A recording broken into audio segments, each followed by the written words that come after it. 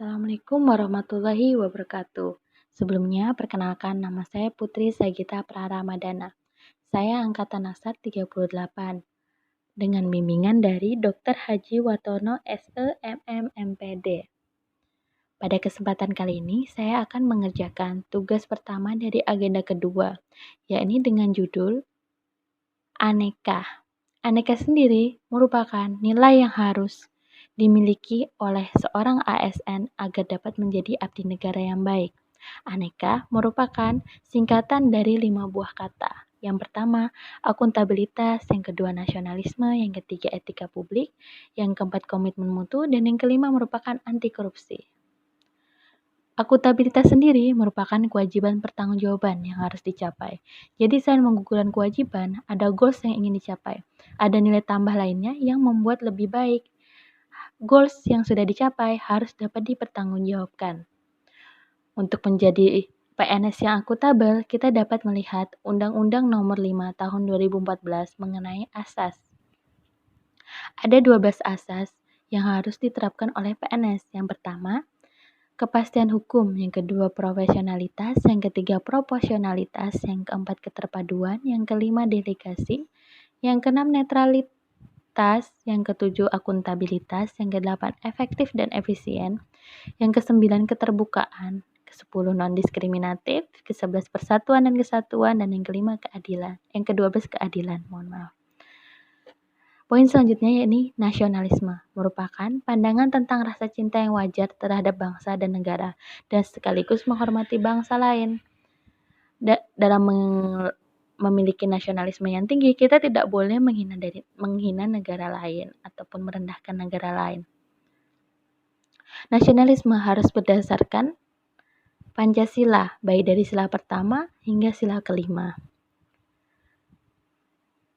Sebagai pelaksana kebijakan publik, ASN harus mengutamakan kepentingan publik dan masyarakat luas dalam mengimplementasikan kebijakan publik. ASN harus mengutamakan pelayanan yang berorientasi pada kepentingan publik. ASN harus berintegrasi tinggi dalam menjalankan tugasnya. Ciri-ciri pelayanan publik yang mementingkan kepentingan publik adalah lebih mengutamakan apa yang diinginkan masyarakat, dan pada hal tertentu pemerintah juga berperan untuk memperoleh masukan dari masyarakat atau pelayanan yang dilaksanakan. Poin ketiga yakni etika publik. Etika publik merupakan refleksi tentang standar atau norma yang menentukan baik atau buruk, benar atau salah suatu perilaku, tindakan, keputusan untuk mengarahkan kebijakan publik dalam rangka menjalankan tanggung jawab pelayanan publik.